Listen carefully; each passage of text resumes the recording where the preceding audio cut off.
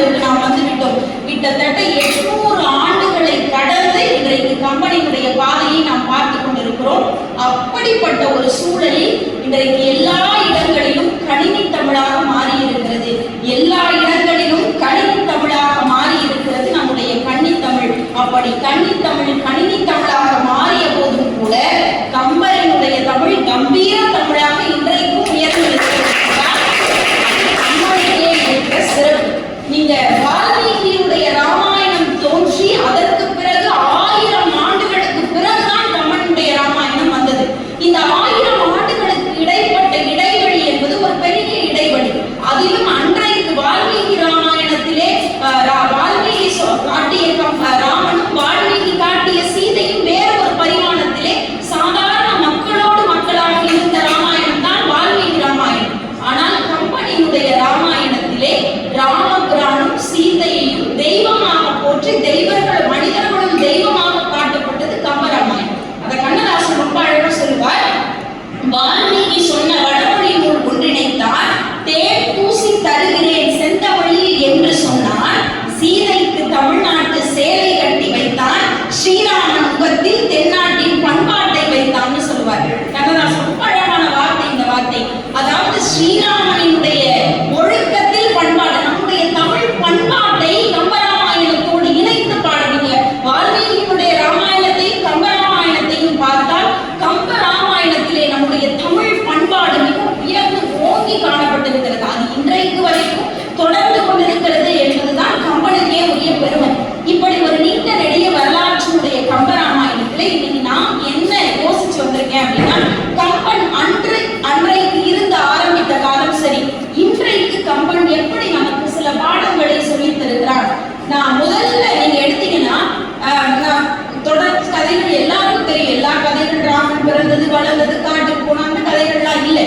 நான் சொல்ல வந்த விஷயங்கள், நீங்க சூர்பனகையினுடைய மூக்க வந்து ராமன் அறுத்த பிறகு சூர்பனகை முதலாக எடுத்தவுடன் ராவணனை தேடி செல்ல மாட்டான். அவள் என்ன செய்வாள், கரண் என்கிற தன்னுடைய ஒன்றுவிட்ட சகோதரனை போய் பார்த்து அவனிடம்தான் முறையிடுவாள். அதை கேட்டு கோபப்பட்ட கரண் என்ன செய்வான், போர் ஆயுதங்களோடு ராமன் ஒற்றையாள், இவன் கரண் ஒரு பெரிய போர் படைகளோடு போரிடுவான். கம்பன் காட்டுகிற அந்த ஆச்சரியத்தை பார்த்தால் உண்மையிலேயே இது போன்ற விஷயங்கள் இவ்வளவு தமிழில் இருக்கிறதா என்பது படிக்கிற போதுதான் தெரிகிறது. பல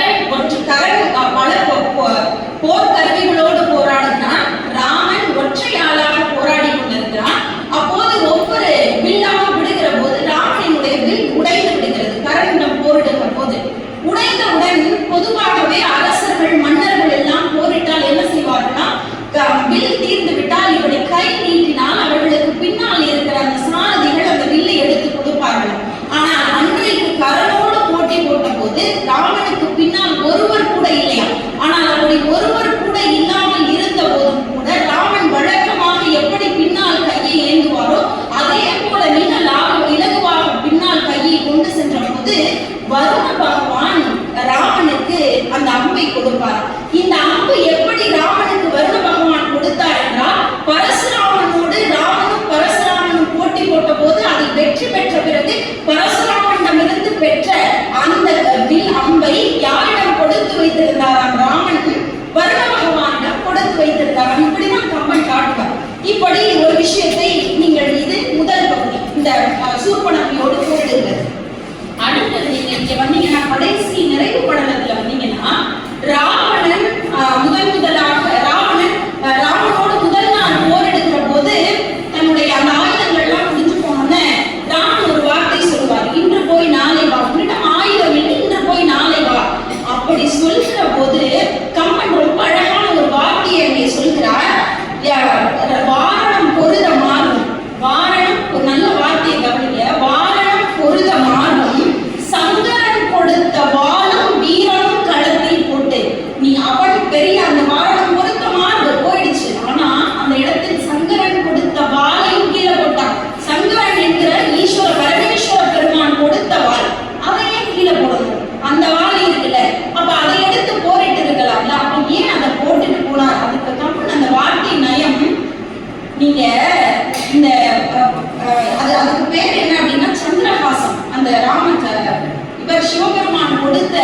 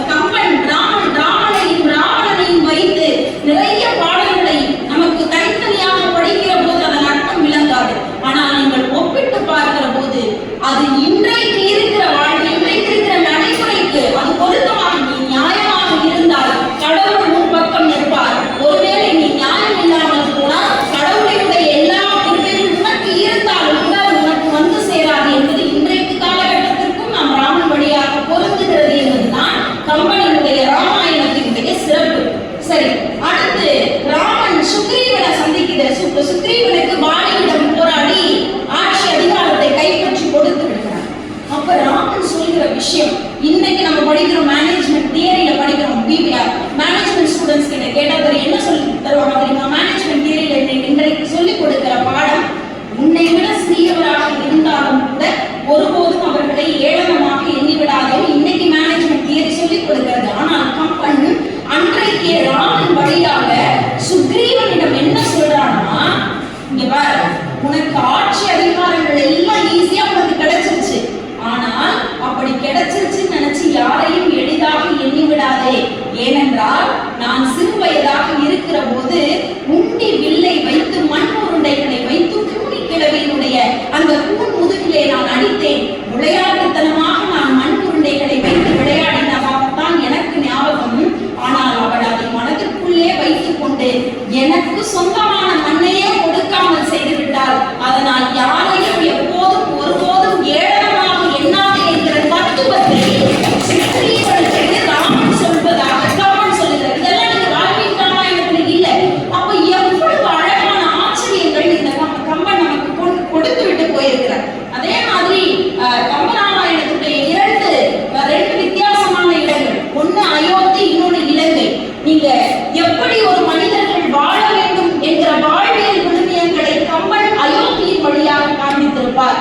ஒரு மனிதன் எப்படி வாழக்கூடாது என்கிற வாழ்வியல் விழுமியத்தை இலங்கையின் வழியாக காண்பித்திருப்பார் என்றால், நீ இப்படியெல்லாம் வாழணுங்கிறது மட்டும் இல்ல, நீ எப்படி வாழக்கூடாது என்பதையும் சொல்லிக் கொடுத்தது கம்பனினுடைய ராமாயணம். அதே மாதிரி அயோத்தி வாழ் அந்த மாந்தர்களுடைய மனநிலை அதையெல்லாம் படிக்கிற போது ரொம்ப ஆச்சரியமாக இருக்கிறது.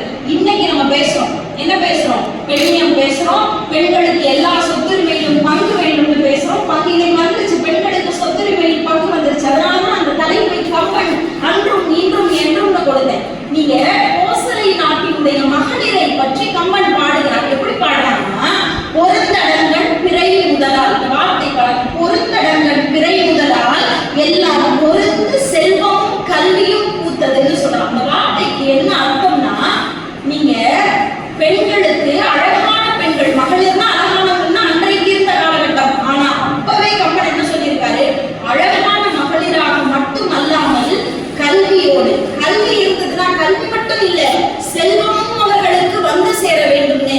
இன்றைக்கு நாம் பேசுகிற மகளிரினுடைய சம உரிமையை அன்றைக்கே 12ஆம் நூற்றாண்டிலேயே கம்பன் பாடியிருக்கிறார். எந்த அளவுக்கு தொலைநோக்கு பார்வை அந்த கவிஞனுக்கு இருந்திருக்கிறது.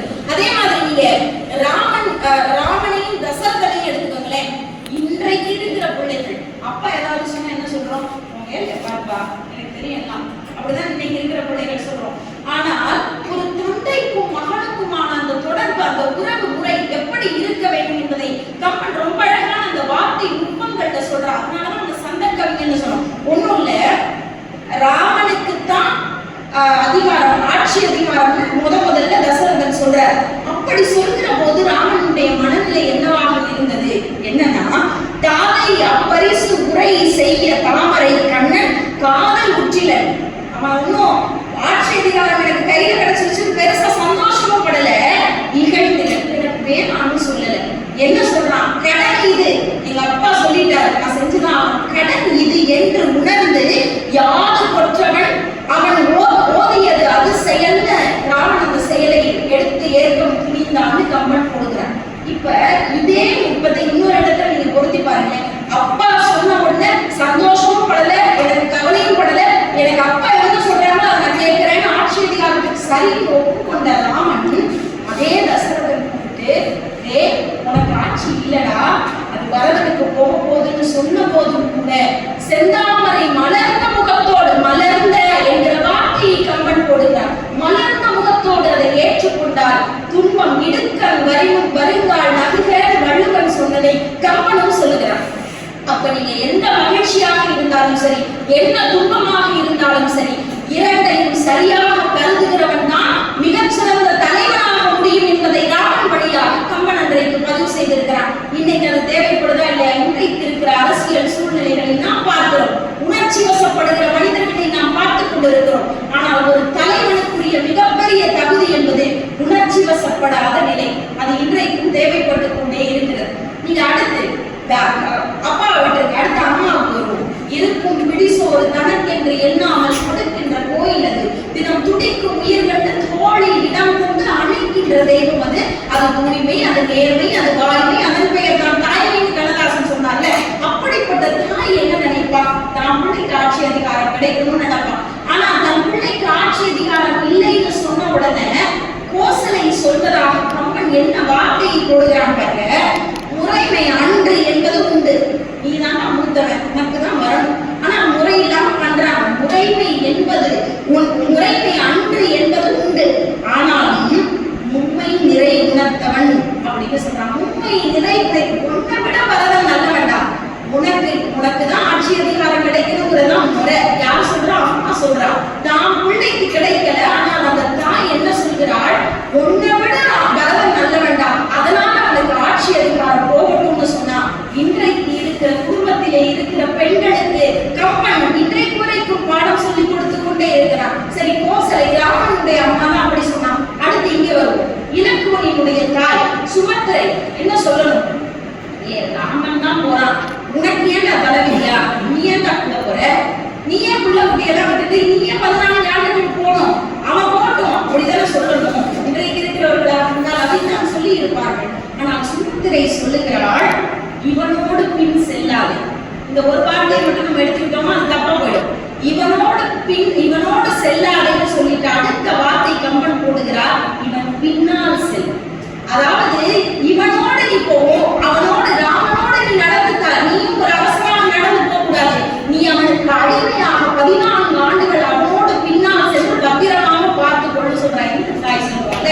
அப்போ இன்றைக்கு இருக்கிற கூட்டு குடும்பத்திலே இருக்கிற ஒவ்வொரு பெண்ணிலும் இதை கம்பராமாயணம் கம்பன் ஏதோ செய்யுளை பாடல் ஒவ்வொரு குடும்பத்தில் இருக்கிற ஒவ்வொருவருக்காகவும் அந்த நுணுக்கங்கள் சொல்லப்பட்டு கொண்டே இருக்கிறார். இன்றைக்கும் கம்பன் வாழ்க்கையில் நமக்கு தேவையானதாக இருக்கிறது.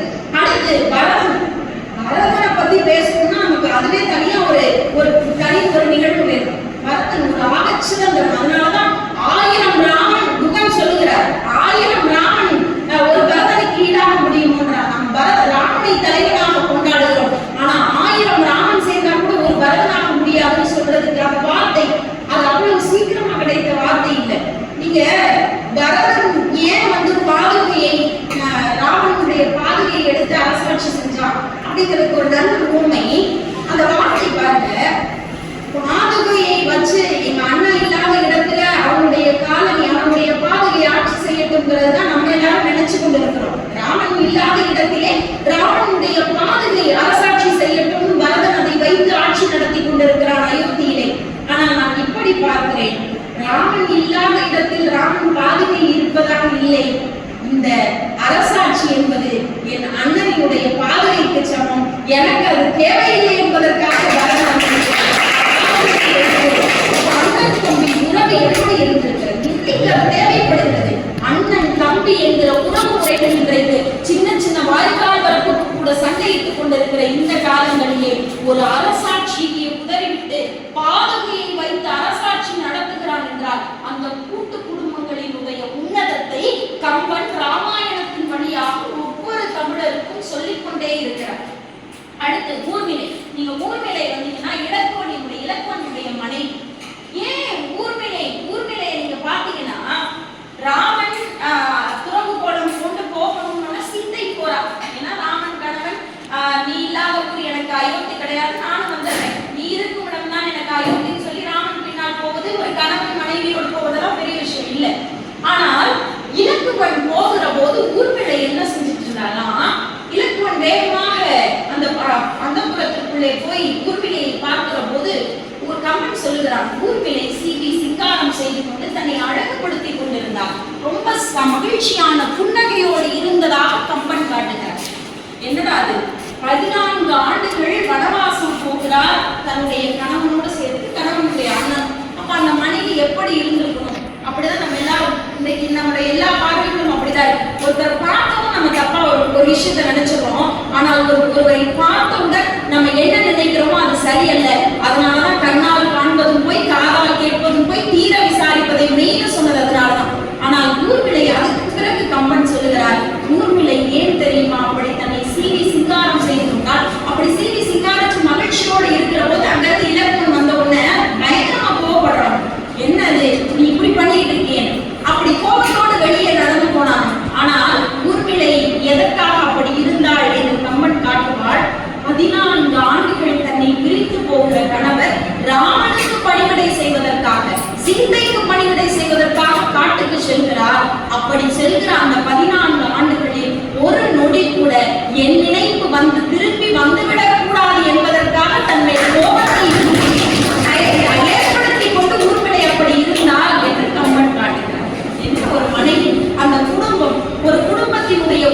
முறை பிளவுபட்டு விடக்கூடாது என்கிற அக்கறையை கம்பன் ராமாயணத்துல நீங்க அயோத்தியுடைய அந்த குடும்ப பாங்கல ஒவ்வொரு விஷயங்களும் மிக மிக ஆழமான அர்த்தங்கள் கொண்டவை.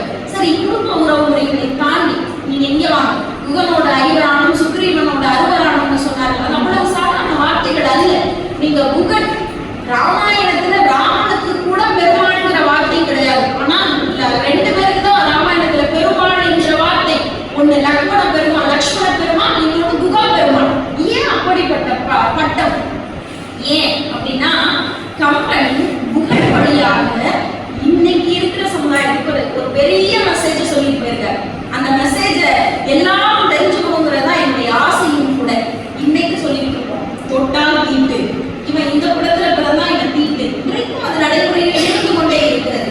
ஆனால் கம்ப ராமாயணத்தில் கம்பன் ராமன் குகன் இருவரினுடைய அந்த உறவு முறையின் வழியாக ஒரு பொது உடைமை செய்தியை சொல்லி இருக்கிறார். அது என்னன்னா, தொட்டால் தீட்டு. ஏன்னா அவன் வேடவ புலவன், இவன் அரசன். தொட்டால் தீட்டு, ஆனால் தழுவி கொண்டால் கூட்டு என்கிற பொது உடைமை முகனுக்கும் ராமன் வழியாக கம்பன் காட்டுகிறது. எப்படி? நீங்க ஒரு வேட்டுவ குலத்திலே இருக்கிறவன், அவனுக்கு தெரிஞ்சதெல்லாம் கல்லு மேலும் கரக முரடான அந்த கம்பன் காட்டுகிற அந்த முகனை பற்றி விவரிக்கிறது அப்படிதான். மர உரி கரித்து ஒரு அகோரமான உடம்போடு கருநிறத்துடன் அப்படித்தான் கம்பன் வர்ணிப்பான். அப்படி இருக்கிற ஒரு மனிதர் ராமனை பார்த்தோம் அப்படி கரைகிறார். அந்த அன்பிலே முன்ன பின்ன ராமனை பார்த்தது கூட இல்லை.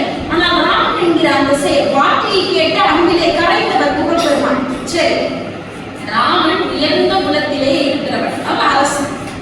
குகனுக்கு தெரிஞ்சதெல்லாம் சாப்பாடுன்னா தேனும் மீனும் தான். அந்த பரிசுத்தமான தேனையும் மீனையும் கொண்டு போய் கொடுக்கிறார். இப்ப ராமன் கம்பன் சொல்லுகிறார், குகன் கொடுத்தது தேன் மீன் தான், ராமன் சாப்பிடக்கூடாதான். ஆனால் குகன் கொடுத்த தேனையும் மீனையும் கூட பரிசுத்தமாய் பாதிக்க வைத்தது ராமனுடைய உயர்குணம். அப்படின்னா நீங்க இப்படிப்பட்ட ஒரு ஒற்றுமை சகோதரத்துக்கு, அதனாலதான் ராமன் என்ன சொன்னாரு, அவன் தாழ்ந்த குலமாக இருந்தாலும் கூட குகனோடு ஐவராமன்னு கம்பன் போட்ட வார்த்தை அதுதான். நீங்க பிறப்பால் உயர் பிறப்பால் யாரும் உயரும் தாழ்வு இல்லை, அன்பு என்கிற அடிப்படை நாதம் தான் எல்லோரையும் ஒன்றிணைக்கிறது என்பதை கம்பராமாயணத்திலே கம்பன் குகனின் வழியாக சொல்வார். இன்னொரு விஷயமும் கூடுதலாக இருக்கிறது, எனக்கு ரொம்ப பிடிச்ச செய்தியும் கூட. நான் அடிக்கடி வேலைகளில் சொல்கிற விஷயம் என்னன்னா, பரதன் வரான், நீங்க குகன்கிட்ட கேட்கிறார், பரதன் அண்ணனும் அது ராமனும் சீதையும் எங்க இந்த காட்டுல விருந்தரையா படுத்திருக்காங்க அப்படின்னு கேட்கிறார். அப்ப குகன் சொல்வதாக கம்பன் சொல்லுகிறார். கம்பன் கொடுக்கிற வார்த்தை பாருங்க, அல்லை ஆண்டு அமைந்த மேனி அழகும் அவளும் துஞ்ச வில்லை ஊன்றிய கையோடு வெய்துயிர் போடும் அந்த பாடல் தொடரும். அந்த வார்த்தை ரெண்டு வார்த்தை கவனிங்க. அல்லை ஆண்டு அமைந்த மேனி அழகன் யாரு? ராமன். அடுத்த சீத்தையை சொல்றாங்க, அவளும் துஞ்ச. ஏன்னா ராமனை வர்ணிக்கிற போது அவ்வளவு பெரிய வீரம் அழகன் அப்படிலாம் வர்ணிக்கிறார். யாருக்கு வர்ணிப்பதாக கம்பன் சொல்லுகிறார்? குகன் வர்ணிக்கிறார். அப்படிதான் தூங்குறாங்கன்னு சொல்லியிருக்காங்க. அல்லை ஆண்டு அமைந்த மேனி அழகன் என்கிற ராமனும் அவளும் துஞ்ச. ஏன் அவளும் ஒரே வார்த்தையில் முடிச்சாங்க? சீதை அழகு இல்லையா? ராமனை போல பேராயிரம் அழகுடையவள் சீதையே அப்படி போடல. ஏனென்றால் அடுத்தவன் மனைவி தமிழ் பண்பாட்டுக்கு எது உகந்ததோ அதைத்தான் கம்பன் ராமாயணத்திலே நமக்கு கற்பித்திருக்கிறார். சாதாரண வேட்டுவன் வழியாகும். இன்னொரு விஷயமும் குகன் விஷயத்துல எனக்கு மூன்றாவது விஷயம், முக்கியமான விஷயம் என்ன அப்படின்னா, நீங்க சரணாகதி சுயமரியாதை இந்த ரெண்டு வெவ்வேறு கோணங்களை தேவை. சரணாகதிங்கிறது, சரணாகதி தத்துவம் நம்ம எல்லாருக்கும் தெரியும். பூரணமாக யாரோ ஒருவரிடம் நம்மை ஒப்படைத்துக் கொள்வதால் சரணாகதி. சுயமரியாதை என்பது யாருக்கும் அடிபணியாமல் எனக்கு நான் என்று இருப்பது சுயமரியாதை. இந்த ரெண்டும் ஒருபோதும் எப்போதுமே ஒட்டி கொள்ளாமல் இன்றைக்கு வரைக்கும் தொடர்ந்து கொண்டே இருக்கிறது. நீங்க சரணாகதி தத்துவத்தில் இருக்கிறவர்களை எல்லாம் சுயமரியாதை இருக்கிறவர்கள் எல்லாம் நகையாடுவதை பார்க்கிறோம். சுயமரியாதையோடு இருக்கிறவர்களை சரணாகதி தத்துவர்கள் சென்று சேரவே மாட்டார்கள். இப்படி எதிரும் புதிருமாக சரணாகதி தத்துவமும் சுயமரியாதையும் இன்றைக்கு வரைக்கும் ஓடிக்கொண்டிருக்கிற காலத்தில் கம்பன் குகன் வழியாக இந்த ரெண்டு விஷயத்தையும் ஒன்றாக இணைக்கிறார். எங்கன்னா நீங்க ராமனை சந்திப்பதற்காக குகன் போகிற போது முன்னாடி இலக்குவன் வந்து நிற்கிறார். ராமன் நினைச்சு இவர் பேசுறாரு. நீ யாருன்னு கேட்கிற போது குகன் சொல்லுகிற அந்த வார்த்தை, கம்பன் போடுகிற வார்த்தை வர நாவாய் அடியேன், நாவாய் வேட்டுவன் நாய் அடியேன். இந்த வார்த்தை நாவாய் வேட்டுவன் நாய் அடியேன். நான் சாதாரண வேட்டுவன், நாயை விட அடியவன் தான். நான் ராமபிரானை சந்திக்க வந்திருக்கிறேன். இது மாதிரி குகன் 4-5 இடங்களிலே, மொத்தமே 6 மடலங்கள்ல தான் 6 இடங்கள்ல தான் குகன் பேசுகிறார். அதுல 4 இடங்கள்ல நாவாய் வேட்டுவன் நாயடின்னு பேசுறார். இது என்னது? சரணாகதி தத்துவம். ராமனில் தன்னை கரைத்துக் கொள்கிற சரணாகதி தத்துவம். இப்படி பேசுகிற குகன் பரதன் வருகிறான். ராமபிரான் எங்க என் பரதனுக்கு என்னன்னா அண்ணன் எங்க போறான்றதையாவது எடுத்துட்டு கூட்டிட்டு போயிடும். ஆனா குகனுக்கு அப்படி இல்லை. ராவண வந்து திருப்பி துன்புறுத்த பரதன் வந்துட்டானும் நினைச்சு இவர் பயந்துகிட்டு நிக்கிற போது அந்த கங்கை ஆற்றில் கங்கையாறு நடுவில் இருக்கிறது. ராமபிரான் முன்னே அனுப்பி விட்டுகிறார். இங்கே பரதன் வருகிறார். அப்ப குகன் சொல்லுகிற அந்த ஒரு வார்த்தை பாருங்க, முஞ்சி இவர் போய்விடு, என்ன தாண்டி இவங்க போயிட்டாங்க. பரதன் போய் ராமனை புடிச்சிட்டான். முஞ்சி இவர் போய்விடின் நாய் குகன் என்று என்னை போதாரோன்னு கேட்கிறார். முன்னாடி 4 இடங்கள்ல நாவாய் வெட்டுவன் நாய் அடியேன்னு சொன்னவர், ஆனால் இங்க என்ன சொல்றாரு? பரதன் என்னை தாண்டி போனால் நாய் குகன் என இந்த உலகம் சொல்லாதான். சரணாகதி தத்துவத்தையும் சுயமரியாதை தத்துவத்தையும் ஒன்றாக கொண்டு வந்து ஒரு புள்ளியிலே குகன் வழியாக கம்பன் நிறுத்தி இருக்கிறார். அப்ப சரணாகதி தத்துவத்துக்கும் சுயமரியாதைக்கும் இன்றைக்கு வரைக்கும் அர்த்தம் தெரியாமல் இன்றைக்கும் நடக்கிற இந்த அரசியல் விளையாட்டுகளில் கம்பராமாயணத்தின் கம்பனில் குகனை படித்தால் அதற்கு நிச்சயம் தீர்வு உண்டு என்பதுதான் சாலை சிறந்த உண்மை. சரி, இப்ப நம்ம அயோத்தி பார்த்துட்டோம். அடுத்து இங்க கங்கை கரை வந்துடும். அடுத்தது ஏன்னா கம்பன் என்பது ஒரு பெரிய கடல். 10,000 பாடல்களை சத்தாக தந்த அந்த கவிஞன் இல்லை. அதை நாம் 45 நிமிடங்களுக்குள்ள அடைக்கிவிட முடியாது. அதனால நான் அப்படியே இலங்கைக்கு பயணமாகிறேன். என்னோட நீங்களும் வந்துருங்க. ஃபிளைட் விசா எதுவுமே இல்லாம ஃப்ரீ ஆஃப் காஸ்ட்ல இலங்கைக்கு கூட்டிட்டு போறேன். சரி, இப்ப இலங்கை வந்தாச்சு. இலங்கையில் நான் 2 பேரை மட்டும் நான் சொல்றேன். ஏன்னா நேரம் இல்லை. ஒரு 10 நிமிடங்கள் 15 நிமிடங்கள் தான் இருக்கு. 10 நிமிடம் தான் இருக்கா. பின்னாடி இருந்து அக்கா சொல்லிட்டே இருக்கேன். ஏன்னா உங்களுக்கு பழக்கம். நான் பேச்சாளராக இருக்கிறப்ப மணி அடிச்சு அந்த பழக்கத்திலே உட்காந்துருக்கேன். 10 நிமிடங்கள் சரியா முடிச்சிருவேன். ஏன்னா நேரத்திற்கு வருவதும் சரியான நேரத்தில் முடிப்பதும் தான் ஒரு பேச்சாளருக்கான முதல் கல்வி என்று சொல்லிக் கொடுத்தது. நான் சரியாக முடிச்சிருக்கேன். இப்ப நீங்க இலங்கையில 2 பேர் கும்பகர்ணன் ஒரு வார்த்தையை சொல்லிட்டு தான் போறான். அந்த கம்பன் போட்ட வார்த்தை பாருங்க, பேசுவது மானம் இடை பேணுவதான நினைக்கிறான். பேசுவது மானம் இடை பேணுவதுதான் பூசுவது மானிடர் நன்று உட்கொற்றம்னு சொல்லல. கம்பன் போடுகிற அந்த வார்த்தை பாருங்க, நன்று நம் கொற்றம்.